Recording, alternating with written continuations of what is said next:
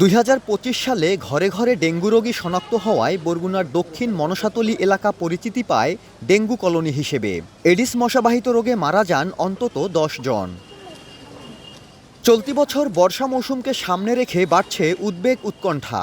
বাসিন্দাদের অভিযোগ, এলাকায় নেই মশক নিধন ও পরিষ্কার পরিচ্ছন্নতা অভিযান।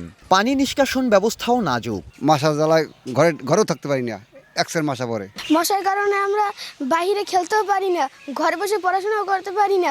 ডেঙ্গু নিরোধের জন্য এখন পর্যন্ত কোনো ব্যবস্থা নেওয়া হয়নি। সবাই সচেতন না হই এবং এখানে যদি পর্যাপ্ত পরিমাণে যদি আমাদের ঔষধ বা মানে যেটাকে বলে প্রতিরোধের যে ব্যবস্থা সেটা না নিলে আমরা এই ধরনের আশঙ্কা আবারও করছি। ডেঙ্গু মোকাবিলায় এখনই কার্যকর পদক্ষেপ নেওয়ার পরামর্শ চিকিৎসকের। ফ্লোয়িং ওয়াটারগুলো নিশ্চিত করতে হবে। 2 নম্বর হচ্ছে যেই জায়গায় জমাটবদ্ধ পানি আছে সেই জায়গাগুলোকে এখনই আমাদের সচলের জায়গাটা আনতে হবে। আর 3 নম্বর হচ্ছে যে নিয়মিত হারে অন্তপক্ষে সপ্তাহে 3 দিন করে, যেটা আমরা বলি অন্তপক্ষে সপ্তাহে 3 দিন ইনসেকটিসাইড মানে মশার যে ওষুধ ছিটাতে হবে। মশাবাহিত রোগ মোকাবিলায় সমন্বিত কার্যক্রম পরিচালিত হচ্ছে বলে দাবি স্থানীয় প্রশাসনের। প্রতিটি ইউনিয়নে একটি করে ফগার মেশিন ক্রয় করেছি।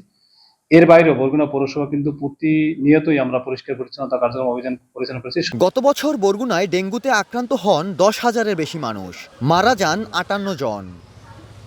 সাইফুল মিরাজ, সময় সংবাদ, বরগুনা।